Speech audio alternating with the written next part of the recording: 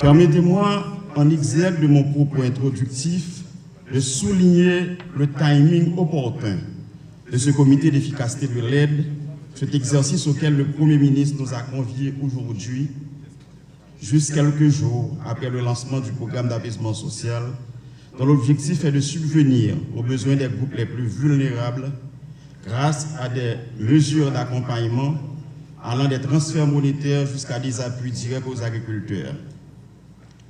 Mais la faiblesse de nos ressources limite nos capacités de réponse aux multiples problèmes auxquels fait face chaque jour la majorité de nos frères et sœurs. D'où la nécessité de cette plaidoirie pour la mise à notre disposition d'une combinaison de financement externe aux conditions relativement douces.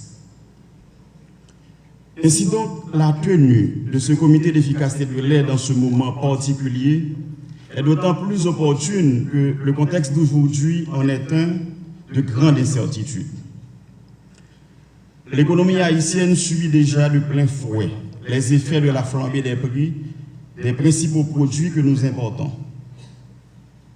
aggravant ainsi notre déficit et rendant ainsi moroses les perspectives de croissance de notre économie déjà exsangue, trop affectée par les catastrophes dont la dernière remonte au mois d'août 2021, laissant après son passage une région totalement meurtrie, avec plus de 1200 écoles endommagées, 1 million de personnes sans possibilité de déplacement suite aux dommages subis par le réseau routier, un demi-million de personnes isolées par rapport au reste du pays sans accès aux services de base, près d'1 million de personnes dans cette zone en situation d'insécurité alimentaire. Mesdames, Messieurs, après le président et le vice-président du comité d'efficacité de l'aide, c'est à mon tour de remercier chaleureusement chacun d'entre vous de votre présence qui traduit non seulement votre intérêt, mais également votre engagement à jouer votre partition dans cet exercice qui n'a de chance de réussir que si nous restons soudés jusqu'au bout.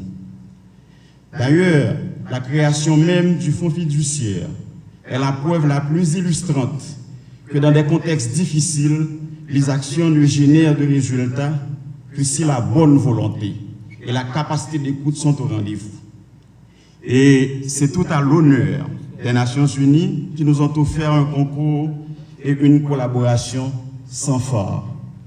Merci beaucoup, Fernando. Mesdames, Messieurs, ce comité d'efficacité de l'aide, comme les comités d'efficacité de l'aide précédents, est une consultation programmée au plus haut niveau entre le gouvernement et ses partenaires. Aussi, et j'ai le plaisir de rappeler que les résultats qui se traduiront en termes d'appui n'auront un impact réel que si d'abord ils s'inscrivent dans la durée et ensuite qu'ils soient bien ancrés dans un cadre aussi précis que large avec des objectifs bien définis. Et ce cadre est notre système national de planification qui, tel que conçu, nous permet de travailler simultanément sur plusieurs horizons. Celui de la prospective, celui charrié par le plan triennal d'investissement, couvrant un horizon médian et finalement une dimension opérationnelle matérialisée par le catalogue de projets. C'est ce cadre intégrateur qui facilite l'intégration de tous les exercices que nous entreprenons ou auxquels nous participons afin d'assurer la cohérence d'ensemble et les synergies nécessaires. À ce propos, je crois utile de rappeler que la commission de réforme du système national de planification a été réactivée. Mais par contre, l'existence de ce cadre et sa gestion ne garantissent pas à elles seules l'obtention de résultats.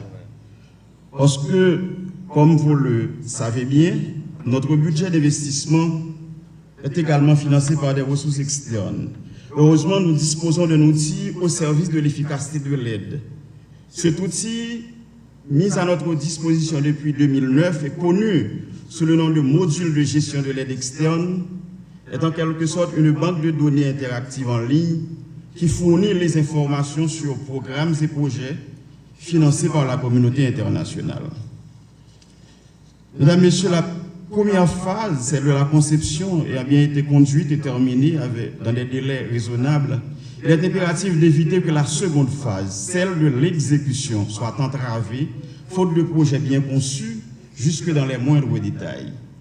Aussi, afin d'éviter le risque réel de création de systèmes parallèles, j'ai donc passé les instructions à mon directeur général pour que, dans le meilleur délai, les directions techniques concernées et le cadre de coordination de l'aide au développement, CAED, prennent les mesures appropriées pour réactiver les entités de coordination que sont les tables sectorielles, afin qu'elles puissent jouer un rôle central dans la coordination et la mise en œuvre de la stratégie de développement de la péninsule Sud.